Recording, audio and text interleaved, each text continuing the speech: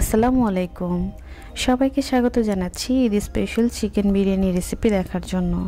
আজকের বিরিয়ানিটি রান্না করব প্যাকেট মশলা দিয়ে, আর খুবই অল্প সময়ের মধ্যেই এই বিরিয়ানিটি রান্না করতে পারবেন। ঈদের দিনের সকাল বা দুপুরের জন্য একটি পারফেক্ট রেসিপি। তাহলে চলুন শুরু করি। বিরিয়ানিটি রান্না করার জন্য প্রথমে একটা প্যান গরম করে এর মধ্যে প্রায় 1 কাপ পরিমাণ সয়াবিন তেল দিয়ে দিয়েছি। এরপর দিয়ে দিচ্ছি 4 টেবিল চামচ পরিমাণ কুচি করা পেঁয়াজ।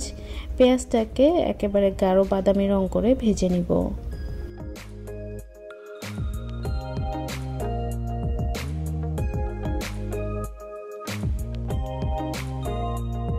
পেঁয়াজটা ভাজা হয়ে গিয়েছে। এর মধ্যে রসুন বাটা দিয়ে দিচ্ছি 2 টেবিল চামচ, আদা বাটা 2 টেবিল চামচ, চিলি সস দিয়ে দিচ্ছি 1 টেবিল চামচ, আর টমেটো সস দিয়ে দিচ্ছি 1 টেবিল চামচ।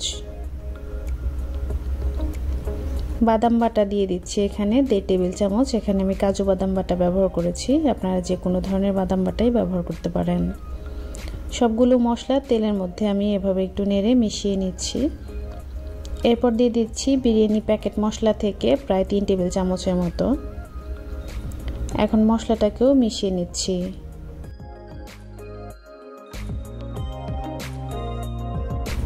এরপর দিয়ে দিচ্ছি 1 টেবিল চামচ পরিমাণ লবণ। মশলাটাকে খুব ভালো মতো কষানোর জন্য 3 টেবিল চামচ পরিমাণ পানি দিয়ে দিচ্ছি। পানিটা মশলার সাথে মিশিয়ে দিচ্ছি আর রান্না করব একেবারে শুকিয়ে যাওয়া পর্যন্ত। পানিটা শুকিয়ে গিয়েছে, তেলটা উপরে চলে এসেছে। এখন এর মধ্যে কাঁচামরিচ দিয়ে দিলাম 3টা, আস্ত অবস্থায় দিয়েছি। এরপর মাংস দিয়ে দিচ্ছি 800 গ্রাম। আপনি যদি ঝাল বেশি খেতে পছন্দ করেন তাহলে মরিচগুলোকে একটু ভেঙে বা কেটে দিতে পারেন। মাংসটাকে মশলার সাথে খুব ভালোভাবে মিশিয়ে দিতে হবে। এখন আমি ঢেকে রান্না করব 7-8 মিনিটের জন্য। চুলার আঁচটা লো টু মিডিয়ামে থাকবে।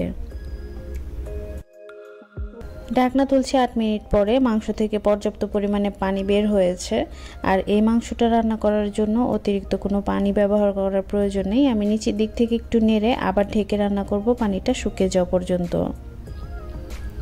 পানিটা শুকিয়ে এসেছে, তেলটাও কিন্তু উপরে চলে এসেছে। এখন আমি মাংসটা চুলা থেকে নামিয়ে রান্নার পরবর্তী ধাপে চলে যাচ্ছি। চুলায় একটা প্যান গরম করে এর মধ্যে আধা কাপের থেকে একটু বেশি পরিমাণে তেল দিয়ে দিচ্ছি। দিয়ে দিচ্ছি 2 চা চামচ পরিমাণ ঘি। এরপর দিয়ে দিচ্ছি হাফ চামচ পরিমাণ জিরা, এটা অপশনাল, আপনি চাইলে দিতেও পারেন, আর ভালো না লাগলে স্কিপ করবেন। 4 টুকরো দিয়ে দিচ্ছি দারচিনি, 5-6টা দিয়ে দিচ্ছি এলাচ। পেঁয়াজ কুচি দিয়ে দিয়েছি 2 টেবিল চামচ। পেঁয়াজটাকে হালকা একটু ভেজে নিতে হবে, একেবারে ব্রাউন কালার করে ফেলবেন না, তাতে করে কিন্তু বিরিয়ানির রংটা নষ্ট হয়ে যাবে। 1.5 টেবিল চামচ রসুন বাটা, 1.5 টেবিল চামচ আদা বাটা দিয়ে দিচ্ছি। আদা রসুনটাকেও পেঁয়াজের সাথে একটু ভেজে নিতে হবে।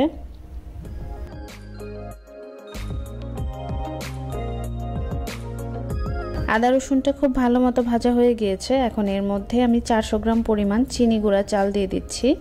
আমি 15 মিনিট আগে চালটাকে ধুয়ে রেখেছিলাম। এখানে যে কোনো ধরনের সুগন্ধি পোলাওয়ের চাল ব্যবহার করতে পারেন।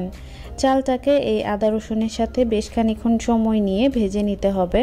চাল যত সুন্দর মতো ভাজা হবে, পোলাও বা বিরিয়ানি অথবা খিচুড়িও যদি রান্না করেন তাহলে কিন্তু ঝরঝরে হবে। এরপর দিয়ে দিচ্ছি 1 চা চামচ পরিমাণ লবণ। কিশমিশ দিয়ে দিচ্ছি 4 টেবিল চামচ, আর চালের দ্বিগুণ আমি পানি দিয়ে দিচ্ছি। আর এখান থেকে কিছুটা পানি আমি আগে তুলে রেখেছিলাম, সেই পানিতে 3 টেবিল চামচ পরিমাণ পাউডার দুধ গুলে নিয়েছি, সেটা এখন দিয়ে দিচ্ছি। এখন সব কিছুকে আমি খুব ভালোভাবে একটু নেড়ে দিচ্ছি।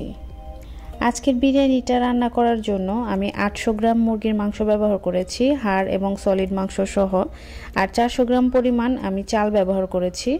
আপনারা খেয়াল রাখবেন কোনোভাবে কিন্তু চালের থেকে মাংসটা যেন কম না হয়। বিরিয়ানির মধ্যে গন্ধের জন্য আমি 3টা আস্ত কাঁচামরিচ দিয়ে দিয়েছি, আপনারা চাইলে একটু ভেঙেও দিতে পারেন। চালটা এরকম ভেজা অবস্থায় থাকতেই আগে থেকে রান্না করে রাখা মাংসটা দিয়ে দিচ্ছি। এতে করে কিন্তু মাংসের মশলাটা সম্পূর্ণ বিরিয়ানিতে খুব ভালো মতো মেশানো যাবে। মাংসে থাকা এই মশলাটা চালের সাথে যত ভালোভাবে আপনি মেশাবেন, বিরিয়ানিটা খেতেও কিন্তু ততটাই ভালো লাগবে।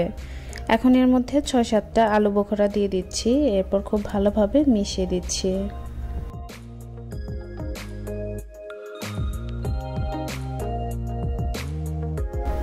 এখন আমি ঢেকে রান্না করব প্রায় 7-8 মিনিটের জন্য, আর চুলার আঁচটা থাকবে একেবারে লোতে। 10 মিনিট পর ঢাকনা তুলছি। বিরিয়ানিটি এখন আমি উপর নিচ করে উল্টে দিব। একটু ভালোভাবে লক্ষ্য করলে বুঝতে পারবেন নিচের চালগুলো যেন উপরে চলে আসে আর উপরের চালগুলো যেন নিচে চলে যায়। এভাবে একটু উপর নিচ করে উল্টে দিতে হবে, এতে করে কিন্তু সম্পূর্ণ বিরিয়ানিটি রান্না হয়ে যাবে। এখন উপর দিয়ে 1.5 চা চামচ পরিমাণ কেওড়া জল দিয়ে দিচ্ছি, আর 1 চা চামচ দিয়ে দিচ্ছি ঘি। এখন ঢেকে রান্না করব আরও 8 থেকে 10 মিনিটের জন্য। 8 মিনিট পরে আমি ঢাকনা তুলছি। বিরিয়ানিটা এখন আমি উপর নিচ করে আরও একবার উল্টে দিব।